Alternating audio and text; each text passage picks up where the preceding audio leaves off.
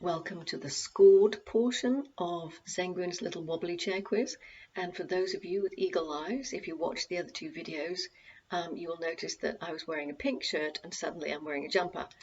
So I did most of the recording yesterday and it was blisteringly hot here in Wales.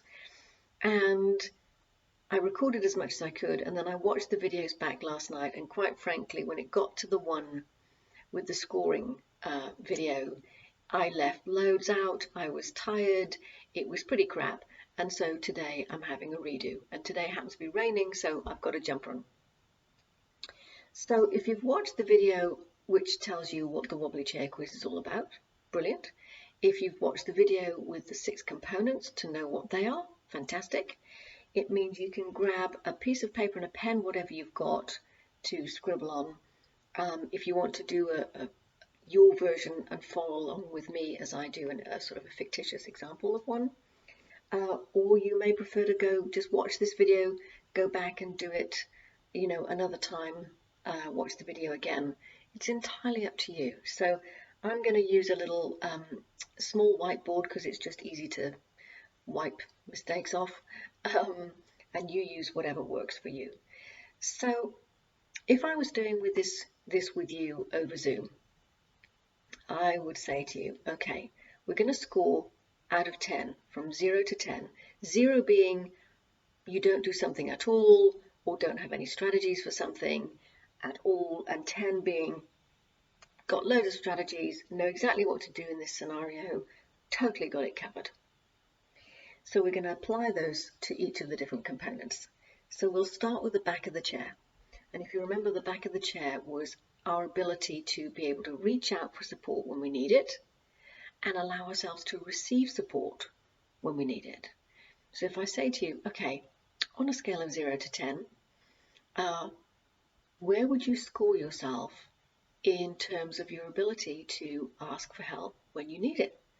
And if you very rarely, ask for help when you need it, and you don't really reach out for support, and you try and power through yourself, then you might say, I might give myself a 2 for that one, because I'm not, I don't ask for help very often. My mum tells a story when I was about 4. There was a phrase that I used a lot, which if they went to help, I would insist on doing it, and I would say to people, I do it myself. So if you are a I do it myself person, you might have a low score for that particular aspect. Then if we move on to our ability to be self-compassionate as opposed to self-critical, and I say to you, okay, scale of 0 to 10, where would you put yourself in terms of your ability to be self-compassionate and frameworks or tools that you use to help cultivate compassion, self-compassion? And you might say, well, I'm not very compassionate to myself at all, especially when when things are difficult, and I tend to be mostly critical, and to be perfectly honest, I have no clue how to cultivate compassion at all. And so you might give yourself another 2 for that one. And your scores are going to be different to these. These are just examples, to just give you an idea. Then we go into the 4 legs. And the first one is about real-time strategies. So if I say to you, okay, 0 to 10, do you have real-time strategies that you can use in those moments when you're actually feeling stressed or overwhelmed or, panicky or whatever is going on, challenging moments? And someone might say, well, there was a breathing technique that I saw on the internet that I sometimes use, but other than that, I don't know any other strategies, to use in those moments that I feel stressed or overwhelmed. And so you might give yourself a 1 for that one.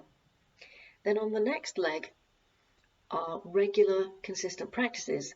And I say to you, okay, 0 to 10, do you have regular, consistent practices that you do to help build up resilience in your system so that in those moments when you're feeling stressed, you've got some stability wired into your system that you can draw on?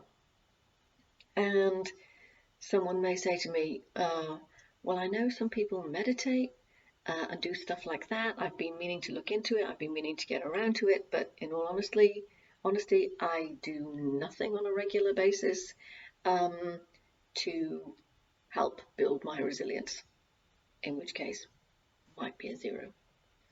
Then we get on to the story portion, the story leg, which are those really charged stories that stay in our system and just keep recycling. We can often see them popping up, time after time. And they may be stories like I'm not good enough, or I'm a burden, or they may be related to something that's happened to us in the past. And you can just see them recycling and recycling.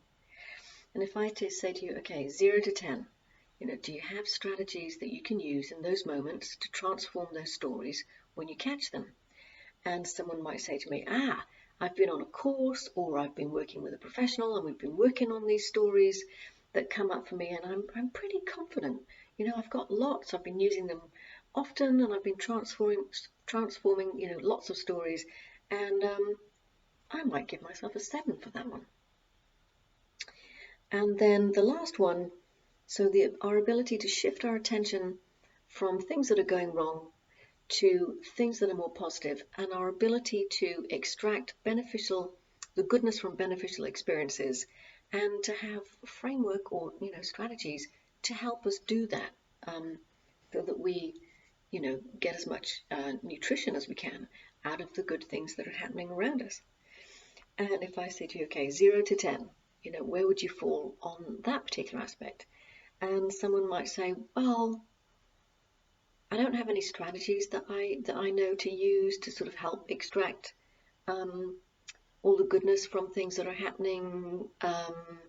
I might use 1 or 2 strategies to shift my attention, but by and large, my attention is at the mercy of whatever's going on around me, and so you might give yourself a 1 for that one. And so can you see, even just doing those little scores, you can see where you might have strengths, which would be the story part here, and for you it's going to be completely different. And then you can see the areas that are lower, and if you want to, you can actually draw this in an actual chair. And sometimes I know visuals always help me. If you're going to put this in a chair and draw it according to the scores, it might look something like this: a tiny teeny back, because there's not a lot of leaning on support from other people, a tiny teeny seat, because there's not a lot of self-compassion as we're going through life and tackling different scenarios, 2 tiny legs, and 1 solid leg.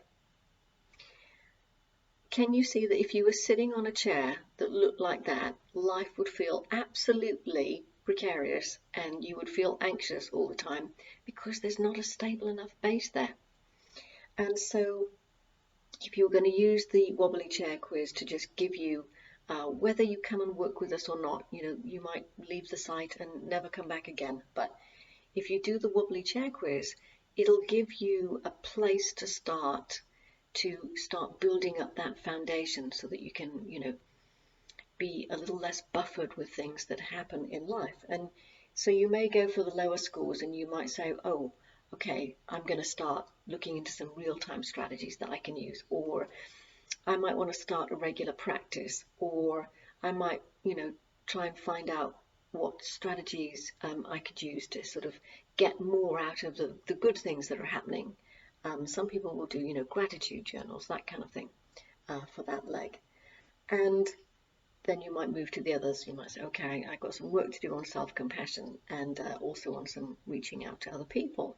You wouldn't start with all of those things all at once. That would be too overwhelming. You might pick one and say, okay, for the next month or 3 months, I'm gonna investigate that and put some practices in to help build up that particular skill. So all the courses that we do, in essence, give people strategies that cover all of those different components, so that people have a much more solid feeling, stable chair. They're more resourced, they're more regulated, and they feel more resilient. So I hope this has been fun or enlightening or helpful, and I hope I will see you on another video.